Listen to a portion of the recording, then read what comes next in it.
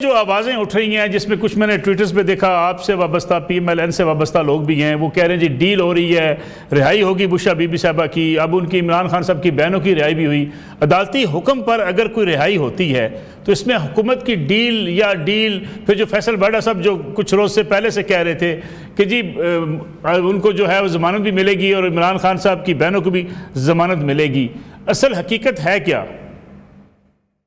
جی بہت شکریہ ملک صاحب۔ دیکھیے مجھے تو اس چیز کا کوئی علم نہیں کہ ڈیل،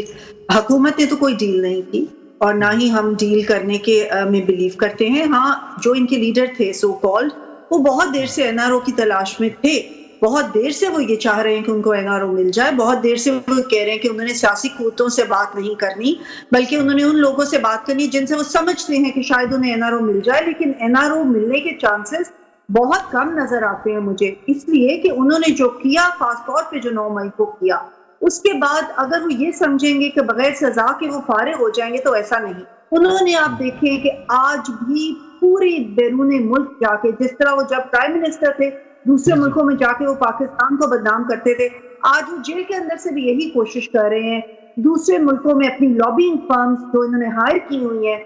وہاں سے انہوں نے پاکستان کے خلاف لیٹرز کبھی لکھواتے ہیں، کبھی ریزولوشنز پاس کرواتے ہیں، لیکن یہ اب ان کی سارے جو چیزیں یہ فیل ہو چکی ہیں۔ میں حیران ہوں کہ ابھی انہوں نے کہا کہ یہ غیر آئینی ترمیم،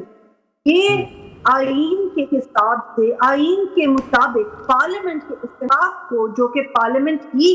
کا استحقاق ہے، صرف اور صرف قانون بنانا، آئین کے اندر ترمیم کرنا، 2/3 میجورٹی کے ساتھ یہ ترمیم پاس ہوئی، اس کو غیر قانونی اور غیر آئینی کہتی، اپنا فالس نیریٹو بار بار لوگوں کی ذہن سازی کے لیے کرتے ہیں، جو کہ بہت افسوس بات ہے۔ اور